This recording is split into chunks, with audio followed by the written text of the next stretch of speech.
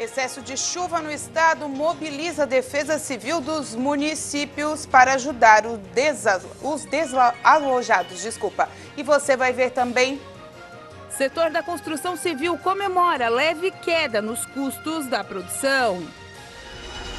Desempenho dos bares e restaurantes volta a deixar empresários otimistas no mês de julho. As famílias brasileiras seguem endividadas, mas tentando honrar com os compromissos. Censo brasileiro poderá ser respondido por telefone ou internet. Essas e outras notícias você acompanha a partir de agora no Informe Região.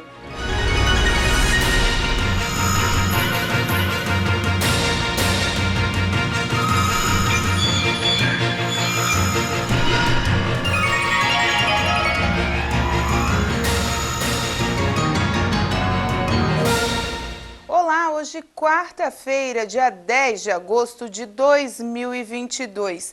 Tempo agora sim sem chuva em Santa Catarina.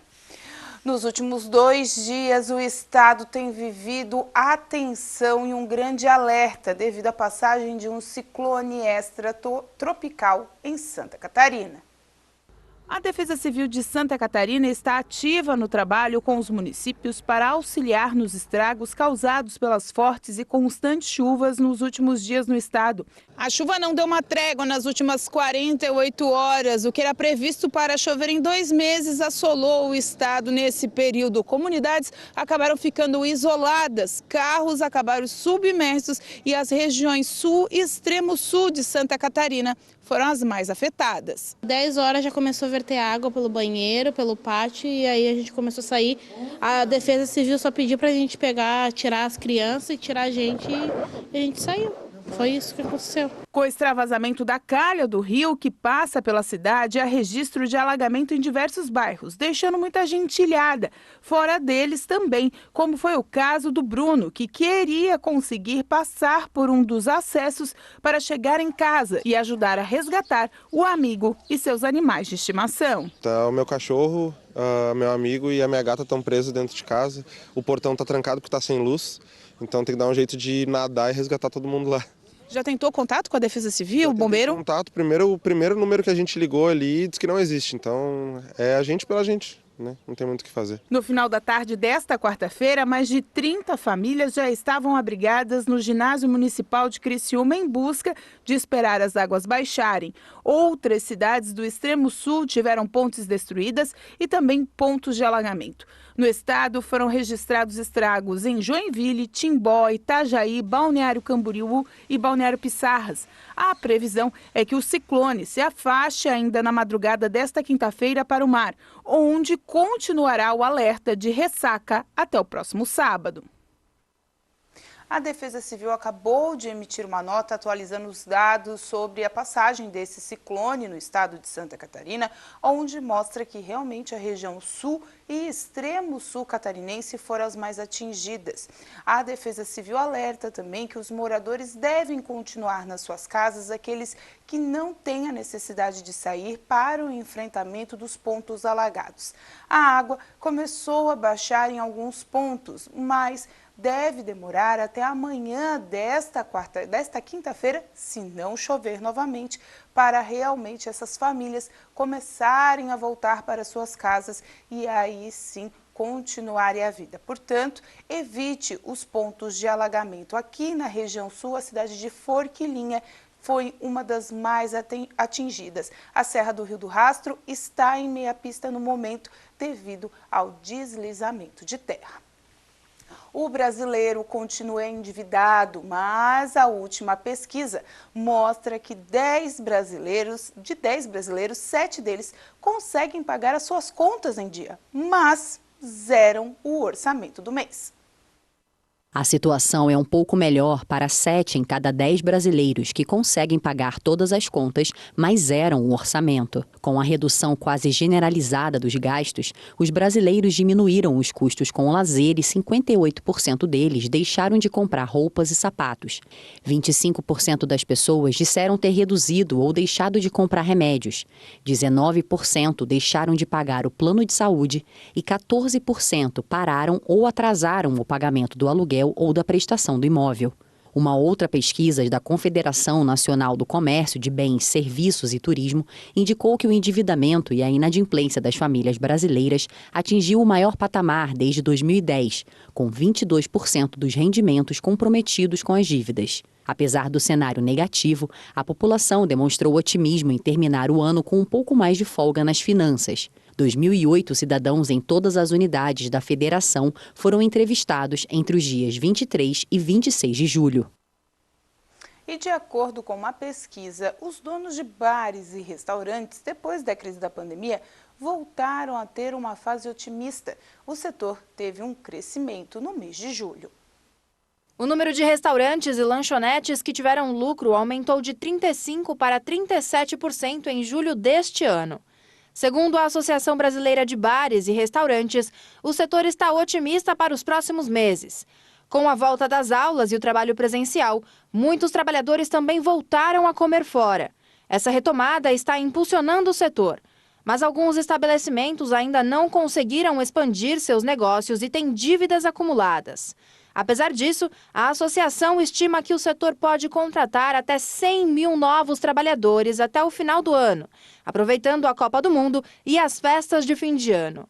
Dos estabelecimentos consultados pela pesquisa, 35% disseram que esperam contratar novos empregados no futuro e 11% afirmaram que têm a intenção de demitir trabalhadores.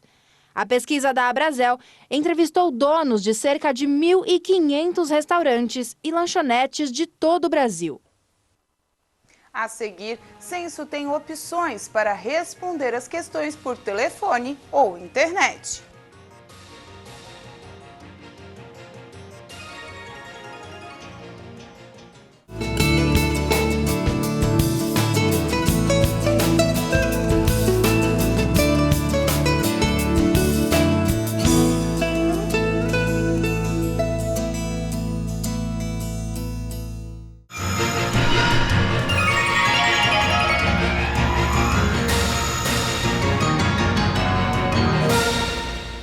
O setor da construção civil comemora uma pequena queda nos custos dos materiais e da mão de obra do setor. O Índice Nacional da Construção Civil avançou 1,48% em julho, o que significa um recuo de 0,17 ponto percentual em relação ao apurado em junho, que foi de 1,65%. Os dados fazem parte do Sistema Nacional de Pesquisa de Custos e Índices da Construção Civil.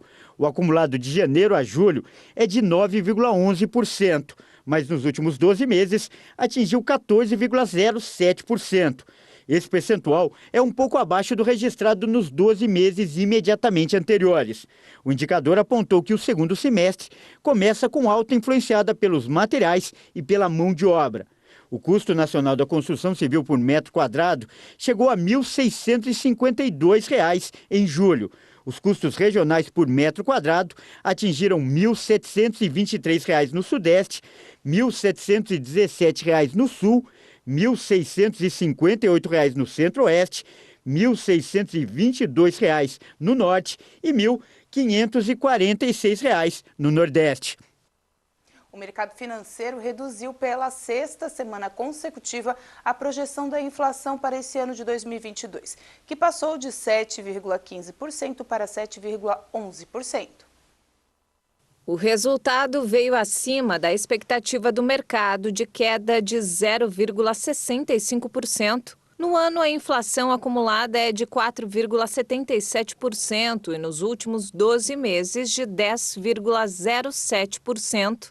Essa é a primeira queda mensal nos preços registrada desde maio de 2020, quando a economia sofria com os impactos iniciais da pandemia de Covid. A queda de julho também é a maior da série histórica iniciada em 1980. O índice vinha registrando desaceleração desde abril deste ano, primeiro levado pela queda na energia elétrica, com a entrada da bandeira verde na conta de luz, e posteriormente pela queda nos preços dos combustíveis. O IBGE destaca que os preços da gasolina caíram 15,48% e os do etanol 11,38% no mês. Também foi registrada a queda no preço do gás veicular, Outra contribuição relevante para o mês veio do grupo de vestuário, que teve desaceleração de 1,67%.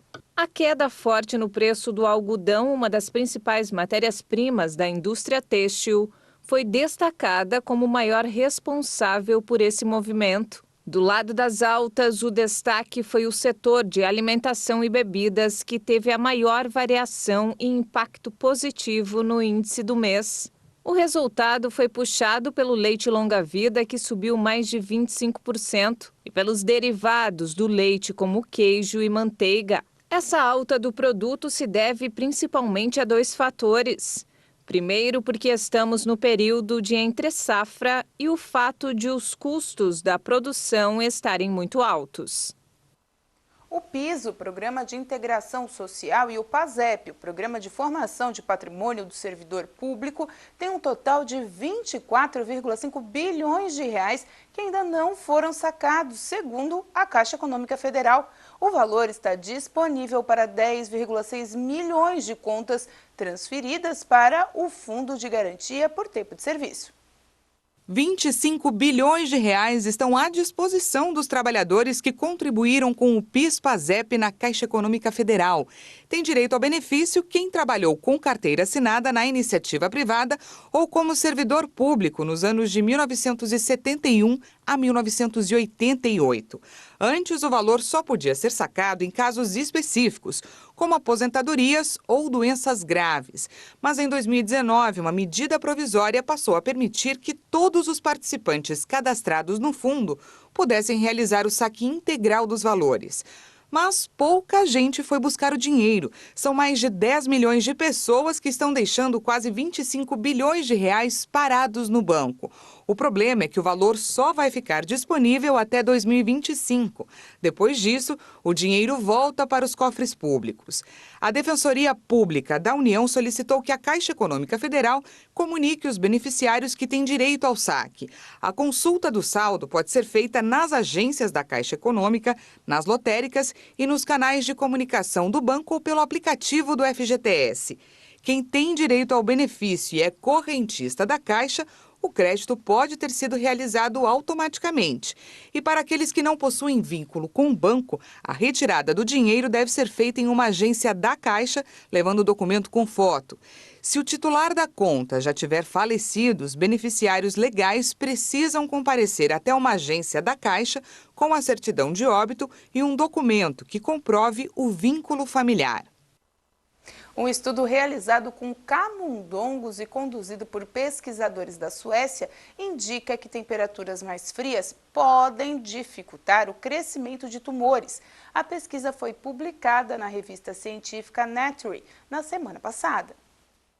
Um novo estudo publicado na revista Nature analisou como as células cancerosas se desenvolvem no período de baixas temperaturas. Os resultados demonstraram que o calor produzido pelo corpo durante a exposição ao frio dificulta a reprodução desses núcleos. Isso porque, de acordo com os cientistas, o frio ativa a produção de gordura marrom do corpo, que é responsável pela produção de calor. E essa gordura consome os açúcares que os tumores precisam para se replicar. Na prática, é como se o processo de aquecimento do nosso corpo roubasse os alimentos das células cancerosas. Os testes laboratoriais foram realizados em camundongos e em humanos, que ficaram expostos em diferentes temperaturas por vários dias. Os resultados animaram os cientistas, já que esse estudo poderá contribuir para o surgimento de novas formas de tratamento de quadros de câncer. A seguir, estudo mostra que celulares ajudam na memória.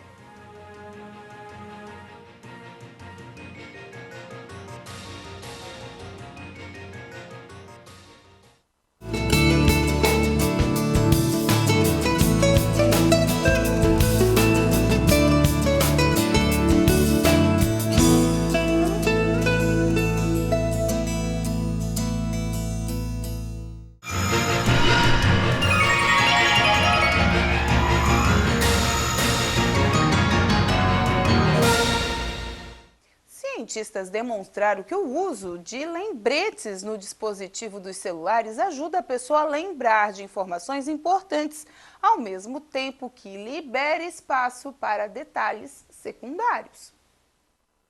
O estudo publicado no Jornal Experimental de Psicologia do Reino Unido explorou como o armazenamento de informações em dispositivos digitais poderia influenciar nas habilidades de memória das pessoas. A pesquisa mostrou que os aparelhos ajudaram as pessoas a lembrar de informações mais importantes e significativas, como se esses dispositivos servissem como uma memória externa para o indivíduo. O estudo contou com 158 voluntários com idades entre 18 e 71 anos.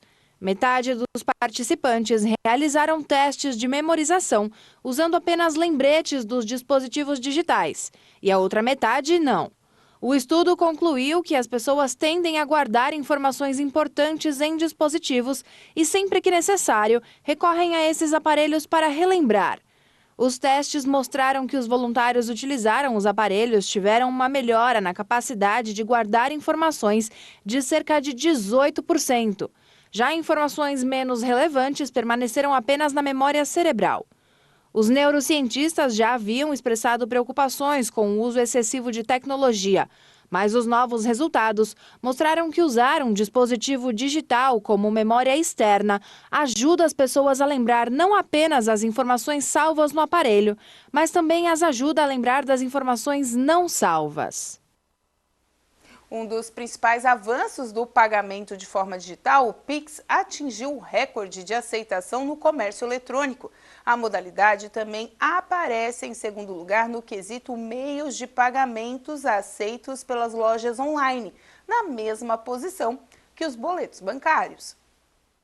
Os dados foram retirados do último estudo da Gematos, chamado Estudo de Pagamentos, referente ao mês de julho. O Pix, lançado oficialmente no dia 5 de outubro de 2020, alcançou 78% de aceitação dos lojistas online do Brasil. Em janeiro de 2021, na primeira edição do levantamento, cerca de 17% dos lojistas de e-commerce ofereciam essa forma de pagamento, que era, na época, a quinta do ranking. Atualmente, os lojistas continuam a preferir os pagamentos em cartão de crédito, que também liderava a lista de formas de pagamento nos levantamentos anteriores. Mas hoje, a segunda posição mudou, com Pix e boletos empatados.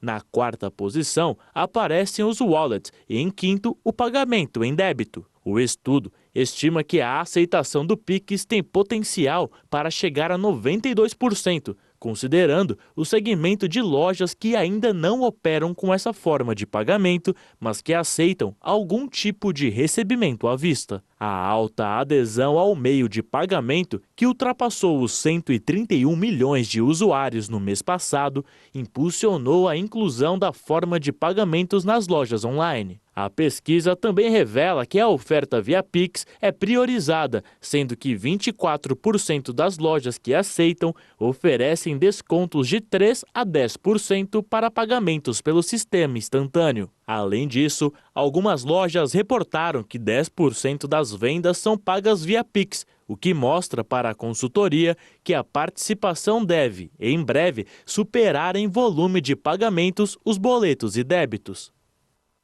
A Assembleia Legislativa cedia entre os dias 9 e 11 de agosto a 5ª edição do Simpósio Nacional de Educação promovida pelo Sistema de Tribunais de Contas Brasileiros e o 3º Encontro Nacional de Promotores e Promotoras de Justiça de Educação.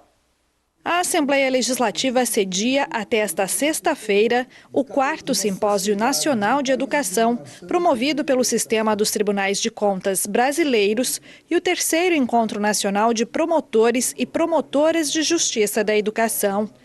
O objetivo dos dois eventos é estabelecer uma agenda comum entre gestores públicos, atores da educação e do controle público, com foco nas diretrizes, metas e estratégias do Plano Nacional de Educação e nos Objetivos de Desenvolvimento Sustentável da Organização das Nações Unidas. A abertura do evento contou com a participação do presidente da Assembleia Legislativa, além de dirigentes do Ministério Público Estadual e do Tribunal de Contas de Santa Catarina. Oportunidade única de debatermos nacionalmente um evento importante da temática da educação, um tema sensível à nossa sociedade, da mais alta relevância e que por meio desse tema, a gente consegue enfrentar vários outros problemas sociais. E, enfim, é uma oportunidade, com palestrantes de renome, a gente discutir os rumos da educação do nosso país. É um momento em que os órgãos de controle, Tribunal de Contas, Ministério Público, no Parlamento, estabelecem discussões importantíssimas sobre o futuro da educação na nossa nação, no nosso país. Primeiro, essa parceria do Tribunal de Contas, do Ministério Público, da Assembleia Legislativa, aqui na Assembleia Legislativa, essa importante evento que o Tribunal de Contas realiza vinculando a educação, tratando da educação.